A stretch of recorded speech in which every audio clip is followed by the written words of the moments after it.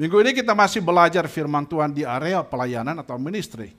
Dengan judul khotbah, pelayanan adalah rahasia keberhasilan. Ternyata pelayanan ini adalah sumber keberhasilan dari seluruh aspek kehidupan manusia.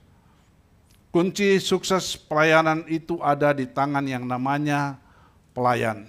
Kita akan belajar bersama-sama apa kata firman Tuhan.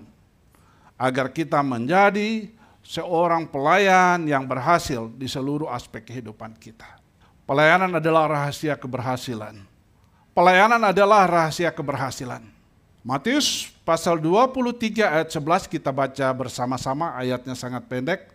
2-3. Barang siapa terbesar di antara kamu, hendaklah ia menjadi pelayan. Ada amin saudara. Siapa yang terbesar, dia harus jadi pelayan. Ini masalah di dunia sekuler. Itulah yang Yesus katakan dan dia lakukan. Yesus mengatakan itu, memerintahkan itu, dan dia sudah memberi contoh. Contoh yang real dan patut kita juga lakukan. Yesus adalah Tuhan dan Guru, tapi dia mau melayani murid-muridnya. Jadi Tuhan Yesus itu luar biasa. Dia mau memerintahkan dan dia memberi contoh. Pelayan terbesar yang pernah ada di dunia ini, di muka bumi ini, adalah Yesus. Dan kita harus mengikuti modelnya. Yesus adalah role model dalam hal pelayanan. Jadi jangan meniru yang lain. Firman Allah berkata, Yesus sudah memberi contoh dalam hal pelayanan. Kemudian pada Markus 10 ayat 45, firman Tuhan berkata, karena anak manusia juga datang bukan untuk dilayani, melainkan untuk melayani dan untuk memberikan nyawanya menjadi tebusan bagi banyak orang. Melayani adalah suatu tindakan yang kita sadari. Saya ulangi bahwa melayani adalah suatu tindakan yang kita sadari baik perkataan maupun perbuatan tanpa beban. Jadi melayani itu definisinya adalah suatu tindakan yang kita sadari baik perkataan maupun perbuatan tanpa beban. Untuk memberi pertolongan kepada orang lain dengan tulus ikhlas. Jadi kita menyadari dengan perkataan dan perbuatan dan menolong orang lain secara tulus. Di luar kalau saudara tidak tulus ikhlas berarti itu bukan melayani. Tujuan melayani adalah untuk kemuliaan Tuhan sehingga apa yang kita perbuat hanya tertuju kepada Tuhan. Is the barrier. Itu adalah pagarnya. Di dunia bisnis jasa, key suksesnya adalah pelayanan. Semua bisnis di muka bumi ini, terutama bisnis di area jasa, maka kunci suksesnya ada di pelayanan. Bicara mengenai pelayanan di gereja, seharusnya kita melakukan lebih perform lagi, lebih baik lagi, lebih unggul lagi daripada yang dikerjakan oleh dunia sekuler. Alasannya, mengapa demikian? Karena firman Tuhan banyak mengajarkan kita tentang mengerjakan segala sesuatu dengan terbaik. Jadi firman Tuhan itu mengajarkan kita hal-hal yang terbaik. Masalahnya banyak yang kita tidak lakukan. Salah satu contohnya adalah ucapan Paulus yang sangat terkenal. 2 minggu lalu saya bacakan ayat ini juga di Kolose 3:23 berkata, apapun juga yang kamu perbuat, perbuatlah dengan segenap hatimu seperti untuk Tuhan dan bukan untuk manusia. Jadi kalau kita melakukan sesuatu, paradigm kita mempunyai persepsi yang sama, saya melakukan untuk Tuhan, maka itu pasti terbaik. Kita melakukan sesuatu yang terbaik itu adalah kepada Tuhan. Jadi saudaraku, dalam melayani Tuhan kita harus mempersiapkan diri dengan baik. Well prepared. Teratur, bersikap ramah, tulus dan penuh kasih. Sebagai contoh, jika Anda melayani sebagai pemusik gereja, berlatihlah lebih dahulu dan berdoalah minta pimpinan Roh Kudus dalam pelayanan Anda. Ada amin, pemain musik. Dan kita lakukan di sini. Tidak tiba-tiba naik langsung memuji Tuhan. Ada latihan, ada persiapan, ada will prepare. Yang biasa dikenal perlu kita service excellent. Katakan service excellent, 1, 2, 3. Service excellent. Bukan cuma di dunia luar. Pelayanan juga di dalam gereja perlu pelayanan prima. Pelayanan terbaik. Bicara tentang ketelitian dan tanggung jawab. Jika Anda rindu melayani Tuhan, jika Anda rindu melihat Tuhan bekerja luar biasa di gereja ini, Mari lakukan segala sesuatu dengan kualitas yang terbaik. Service excellent. Yang setuju katakan amin. Saudara, melayani Tuhan jangan asal-asal. Tuhan meminta kita make a service excellent. Semua area kehidupan mengajarkan begitu juga.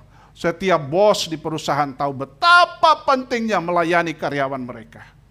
Setiap wira swasta tahu jika mau usahanya berhasil, dia harus melayani pelanggannya. Biasa ada istilah pelanggan adalah raja.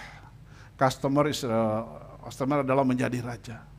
Dia harus melayani pelanggannya. Rumah tanggamu mau sukses dan diberkati harus saling melayani sesama anggota keluarga. Bapak-bapak kalau lagi santai melihat istrinya lagi sibuk bantu cuci piring, itu luar biasa, sangat membantu. Apalagi gereja wajib saling melayani satu dengan lain. Jika Anda berpikir, kalau saat ini saudara dan saya berpikir, tidak punya waktu untuk melayani firman Tuhan melalui hambanya, maka Anda perlu memikirkan kembali, karena melayani adalah rahasia keberhasilan dalam seluruh area kehidupan kita. Ada amin saudara. Pikirkan baik-baik saat ini, waktu detik ini. Kalau engkau mau menolak pelayanan, tapi firman Allah berkata, melayani adalah rahasia keberhasilan dari seluruh aspek kehidupan. Di gereja, di rumah, di sekuler, dimanapun. Setiap usaha yang mau menjadi besar, tahu bahwa ia dimulai dari pelayanan. Setiap sekolah yang mau menjadi besar, tahu bahwa itu dimulai dari pelayanan. Kalau sekolahnya, pelayanannya, servisnya kurang, maka orang tua anak-anak tidak akan ada di situ. Setiap komunitas bahkan sampai negara tahu betapa pentingnya melayani. Setiap gereja yang mau bertumbuh tahu bahwa itu dimulai dari pelayanan supaya gereja itu sehat dan bertumbuh. Tidak ada gereja yang tumbuh tiba-tiba tumbuh tanpa sehat. Sehat itu melalui pelayanan. Suatu saat saya ditugaskan oleh Pastor Nando untuk membawa satu seminar singkat di satu gereja besar di Jakarta. Ada satu pelayan Tuhan menanyakan, Pastor Jason, what is the key katanya, supaya jemaat itu tetap bertahan berakar di satu gereja. Saya katakan the only one, melayani. Libatkan semua unsur yang ada di gereja ini untuk melayani. Kalau jemaat itu hanya datang duduk sebentar langsung pulang, apalagi tidak ada fellowship, tinggal tunggu waktu. Dia akan meninggalkan gereja itu. Dan puji Tuhan gereja kita mengacu kepada DNA PDC, Purpose Driven Church, dan itu kita lakukan di gereja kita. Yang harus dilakukan, persiapkan dirimu dan segala sesuatunya dengan baik sebelum Anda melayani Tuhan. Persiapkan bajunya hatimu untuk melayani Tuhan. Perhatikan hal-hal yang detail agar Anda dapat memberikan service excellent, pelayanan yang prima bagi Raja di atas segala raja. Jadi kalau kita melayani Tuhan, pastikan kita mau melayani itu, persiapkan semuanya, well prepare. Jangan terjadi sesuatu yang tidak sesuai dengan kompetensinya sehingga pelayanan kita tidak baik. Saat ini kita akan belajar sama-sama. Apakah saya, siapapun dia yang ada mengikuti ibadah pada saat ini, kita mau belajar sama-sama kompetensi untuk menjadi pelayan menurut firman Tuhan. Berdasarkan firman Tuhan. Pertama, setiap pelayan yang ada harus memiliki sikap mengasihi. Yesus sangat mengasihi murid-muridnya, itulah sebabnya ia melayani mereka. Karena dia kasih murid-muridnya, Yesus melayani mereka. Ini kita akan belajar sama-sama hari ini. Pelayanan harus memiliki sikap mengasihi, pelayan harus rendah hati, pelayan harus tahu identitasnya, pelayan harus tahu tugasnya, pelayan harus tahu siapa yang dilayani. Kita maju kepada yang pertama, pelayan harus memiliki sikap mengasihi.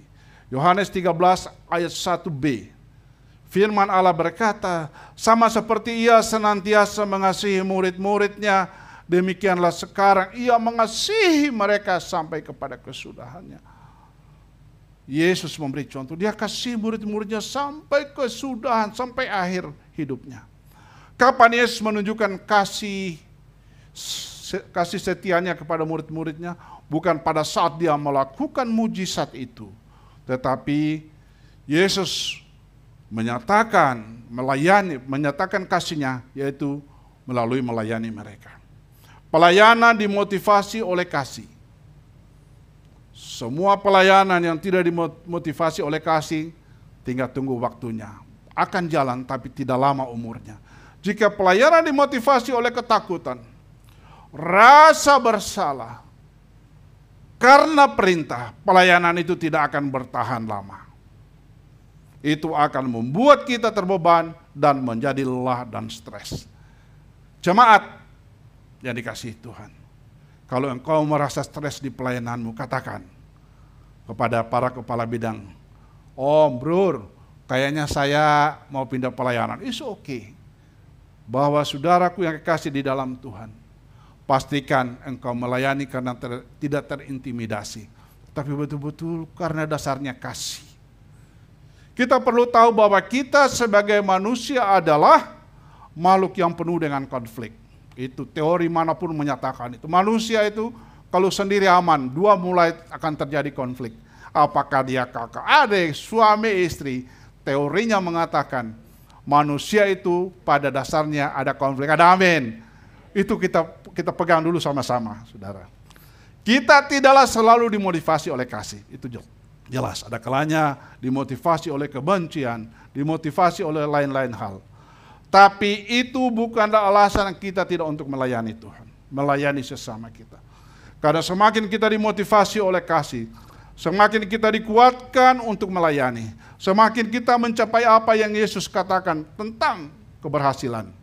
Bagaimana kita dimotivasi oleh kasih, bagaimana kita mengisi hati ini, hati kita dengan kasih. Firman Tuhan mengajarkan bagaimana cara mengisi tangki kasih itu di dalam hati kita. 1 Yohanes 4 ayat 19 berkata, kita mengasihi karena Allah lebih dahulu mengasihi kita. Ada amin, saudara. Itu motivasi yang paling powerful. Kita simpan di dalam hati kita. Jadi setiap kita melayani, kita mengasihi karena Allah lebih dahulu mengasihi kita. Jadi dimulai dengan kasih Tuhan, itulah di mana kita mengisi hati kita ini. Jangan memulai dengan kasih yang kita miliki, karena kasih yang saudara dan saya miliki terbatas. Sama dengan baterai, mungkin 5 tahun kasih masih ada, lama-lama luntur. Kasih suami sama istri pertama-pertama mesra luar biasa. Dan kita lihat yang terjadi, yang sering dipertontonkan di TV di mana-mana. Kok bisa ya? Kayaknya baru kawin baru 1 tahun tapi sudah terjadi KDRT. Itulah kasih manusia.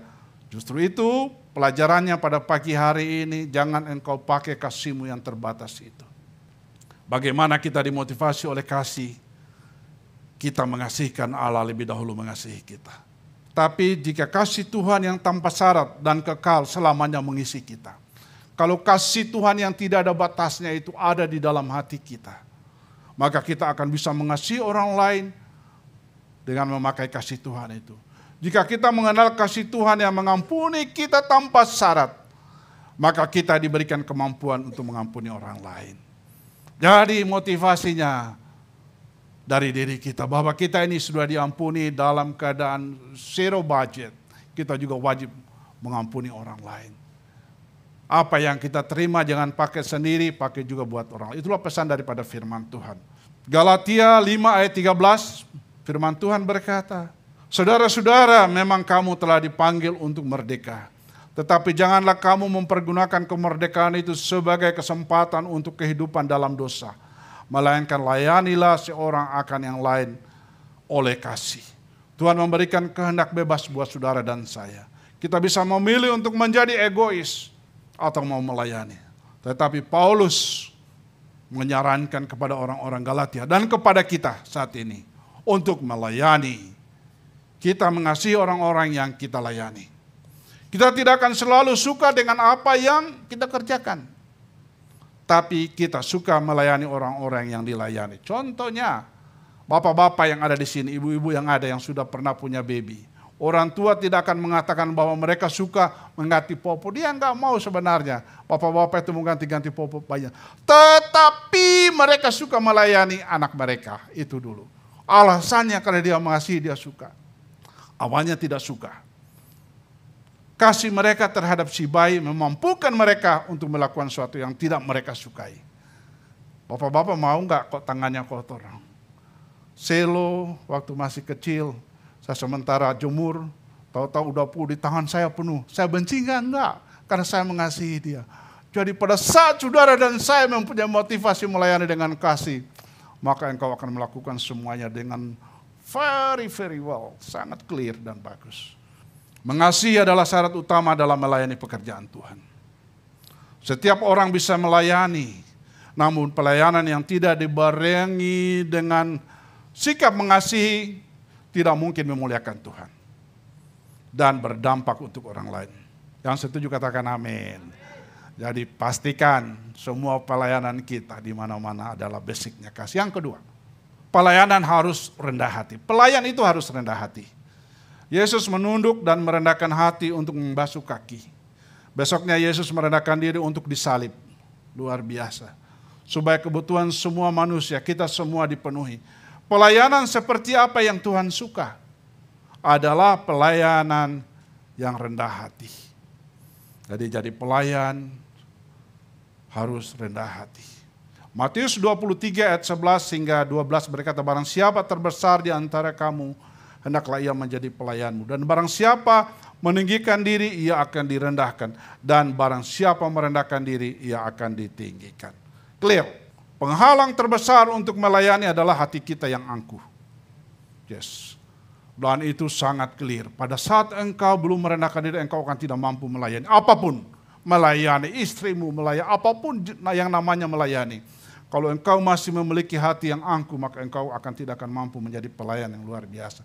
Hati kita yang angkuh akan fokus pada apa yang orang lain katakan tentang kita daripada melayani orang lain. Hati yang angkuh akan fokus pada apa yang akan kita rasakan daripada mengetahui bahwa Tuhan mengasihi kita dan mau kita melayani dari kasih itu. Jika kita mau menjadi pelayan yang hebat, maka kita harus menghadapi keangkuhan kita.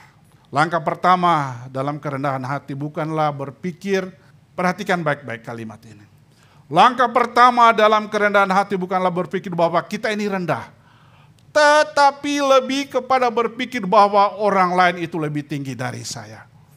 Kalau kita punya prinsip ini, maka kita akan mampu merendahkan diri. Tapi pada saat kita mengatakan kita lebih tinggi dari yang lainnya, maka kita tidak akan mampu merendahkan hati. Yohanes 13 ayat 12 dan ayat 14. Sesudah ia membasuh kaki mereka, ia menggunakan pakaiannya dan kembali ke tempatnya. Lalu ia berkata kepada mereka, kepada murid-muridnya, mengertikah kamu apa yang telah kuperbuat kepadamu? Kamu menyebut aku guru dan Tuhan. Dan katamu itu tepat. Sebab memang akulah guru dan Tuhan. Jadi jikalau aku membasuh kakimu, aku yang adalah Tuhan dan gurumu, maka kamu pun wajib saling membasuh kakimu. Haleluya. Tuhan Yesus memberi contoh yang luar biasa kepada murid-muridnya dan kepada kita semua. Kita akan bertemu dengan orang-orang yang memiliki kaki yang kotor. Sekali lagi pelayan-pelayan Tuhan akan ketemu orang-orang yang kakinya kotor. Baik fisik atau rohani atau emosional. Tuhan akan meminta kita untuk mengambil sehelai kain dan melayani mereka. Yang mau katakan amin. Dalam pelayanan jangan merasa semuanya akan baik-baik saja. Yesus sendiri menemukan murid-muridnya kaki kotor. Di jemaat, di tengah-tengah pelayanan kita akan ketemu hal-hal itu. Tetapi kita akan mengambil sehelai kain, mengambil hati kita ini, dan melayani mereka. Yang ketiga, pelayan harus tahu identitasnya. Seorang pelayan mengetahui identitasnya, mereka tidak berusaha membuktikan diri mereka atau membuat orang lain mengakui mereka. Tapi mereka sudah tahu siapa diri mereka. Yohanes 13 ayat 3 dan 4, Yesus tahu bahwa Bapaknya telah menyerahkan segala sesuatu kepadanya dan bahwa ia datang dari Allah dan kembali kepada Allah. Lalu bangunlah Yesus dan menanggalkan jubahnya, ia mengambil sehelai kain lenan dan mengikatkannya pada pinggangnya. Yesus tahu betul identitasnya, ID card-nya. Dia berkuasa. Dia datang dari Allah dan akan kembali kepada Allah. Yesus sedang mempersiapkan dirinya untuk melayani murid-muridnya. Yesus tahu bahwa kuasanya ada padanya, sudah diberikan oleh Allah. Karena sudah diberikan kepadanya secara keseluruhan. Tapi dia memilih untuk melayani. Karena dia ingin memberi contoh kepada murid-muridnya. Dia bisa memilih untuk melakukan apapun, tapi dia memilih untuk melayani. Dia tahu dia datang dari Bapa dan akan kembali kepada Bapa. Itu identitas. Dia tahu, Yesus tahu persis identitasnya. Orang-orang yang tidak percaya diri dengan identitas mereka, dengan kasih Tuhan, dengan apa yang dikatakan kepada mereka tentang diri mereka, tidak akan menjadi pelayan yang baik. Pelayan yang dikasihi Tuhan, Anda harus tahu identitasmu sebenarnya. Karena mereka akan selalu berusaha membuktikan diri mereka kepada orang lain, supaya orang-orang tahu mereka bahwa mereka adalah pelayan. Melayani dimulai dengan kekuatan motivasi bahwa Tuhan mengasihi kita. Bahwa Tuhan memenuhi kebutuhan kita. Dan kita memberikan kekuatan itu kepada orang lain. Siapakah kita di dalam Yesus Kristus? Kita adalah terang dunia. Kita adalah anak Tuhan. Kita adalah keturunan ilahi. Kita adalah sahabat-sahabat Tuhan. Kita diadopsi Tuhan. Kita dipilih Tuhan. Kita bait sutinya Tuhan. Masih banyak lagi dalam Alkitab yang menyatakan identitas kita. Kita sebagai orang percaya, sebagai pelayan-pelayan Tuhan, kita harus tahu identitas itu. Kenapa? Setiap hari musuh kita berusaha mencuri identitas kita. Sehingga kita lupa siapa kita dan mulai disibukkan dengan hal-hal dunia untuk membuktikan identitas kita yang tidak sesuai dengan identitas kita sebenarnya. Saudara, hati-hati, kita tidak bisa menghindari komunitas yang ada di muka bumi ini, tetapi perhatikan identitasmu tadi. Engkau adalah anak-anak Tuhan. Yang perlu musuh lakukan hanyalah membuat kita mendengarkan apa yang dikatakan orang tentang kita. Tapi saat kita kembali kepada Tuhan dan mendengarkan kembali apa yang Tuhan katakan, maka kita sedang menguatkan identitas kita. Saya anak Tuhan, boleh berada di mana-mana saja, identitasmu tetap pegang. Jangan pernah menyerah dengan identitas lainnya. Setiap pelayan harus tahu identitas dirinya. Anda adalah anak Tuhan. Yang setuju katakan amin. Saudara melayani bahwa saya anak Tuhan loh. Bukan anak dunia ini. Memang masih ada di bawah kolong langit, tetapi saya punya identitas. Yang keempat, pelayan harus tahu tugasnya, yaitu memenuhi kebutuhan orang lain. Pelayan harus tahu tugasnya. Tugas pelayan adalah memenuhi kebutuhan orang lain. Jika kita seorang pelayan, maka kita memilih untuk memenuhi kebutuhan dalam hidup orang lain. Yesus memenuhi kebutuhan murid-muridnya saat dia membasuh kaki mereka. Itulah yang dibutuhkan murid-murid pada saat itu, karena kaki mereka sangat kotor akibat debu di jalan. Ketika Yesus pada waktu itu masuk ke dalam ruangan dan melihat, dia melakukan ini. Yohanes 13 ayat 5 yang dilakukan Yesus. Kemudian ia menuangkan air ke dalam sebuah basi dan mulai membasuh kaki murid-muridnya, lalu menyekanya dengan kain yang terikat pada pinggangnya itu. Tuhan sebagai manusia membasuh kaki. Kenapa Yesus membasuh kaki murid-muridnya? Pertama, karena kaki murid-muridnya pada saat itu kotor. Kedua, karena hati mereka sedang angkuh. Jika tidak angkuh, pasti salah satu dari mereka akan melakukan itu, membasuh kaki teman-temannya. Tapi mereka tidak dan saling melempar tanggung jawab. Dan Yesus melihat itu. Dan hal seperti ini masih sering terjadi di dalam pelayanan di gereja. Tetapi di Galilee Church tidak ada. Di sana sini masih ada, amin. Jadi saudara, pelayan harus saling membantu. Yesus sangat kecewa melihat murid-muridnya. Membasuh kaki artinya adalah sebuah tindakan memenuhi kebutuhan orang lain. Membasuh kaki artinya adalah sebuah tindakan untuk memenuhi kebutuhan orang lain. Pelayan-pelayan yang dikasihi Tuhan. Jika kita belum pernah melayani, gereja Galilee Church adalah tempat untuk memulai pelayanan.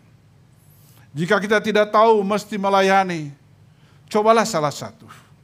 Jika tidak sesuai, maka kerjakan yang lain. Yang penting, terjunlah melayani.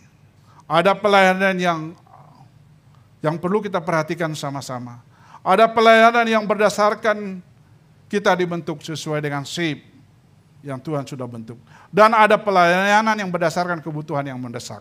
Kita diciptakan dengan karunia rohani, ada hati, ada karakter, ada pengalaman dan kemampuan yang berbeda-beda. Di mana itu akan menjadi pelayanan seumur hidup kita. Sekali lagi saya katakan, shape itu kita akan pakai untuk pelayanan seumur hidup kita. Karena itu Tuhan yang memberikan kepada kita. Tapi ada juga pelayanan yang tidak kalah penting, yaitu pelayanan berdasarkan kebutuhan yang mendesak.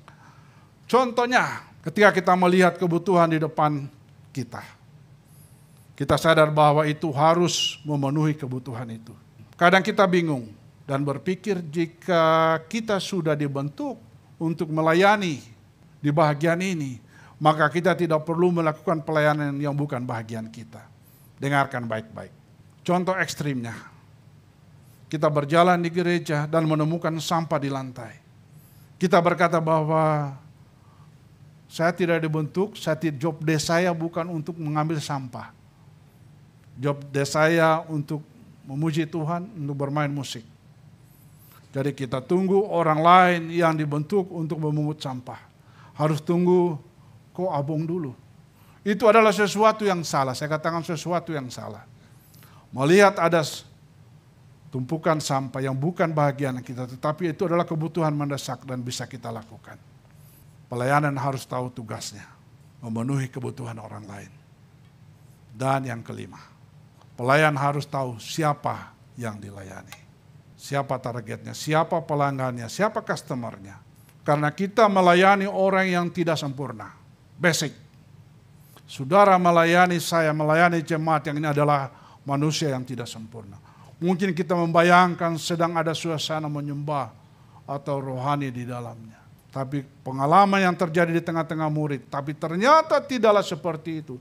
Saat Yesus memasuki ruangan, bukanlah tempat kudus. Murid-murid tidak menyembah Tuhan. Tetapi apa yang terjadi? Murid-murid mulai beradu pendapat. Bahkan murid-murid saling berargumentasi. Yesus yang menghabiskan 3 tahun bersama mereka dan mengajar mereka terus-menerus tentang pelayanan. Masuk ke dalam ruangan itu dan untuk menghabiskan malam terakhirnya bersama murid-muridnya. Tapi Yesus malah menemukan keadaan seperti itu. Murid-murid masih tidak mengerti tentang melayani. Bagaimana perasaan Yesus saat itu?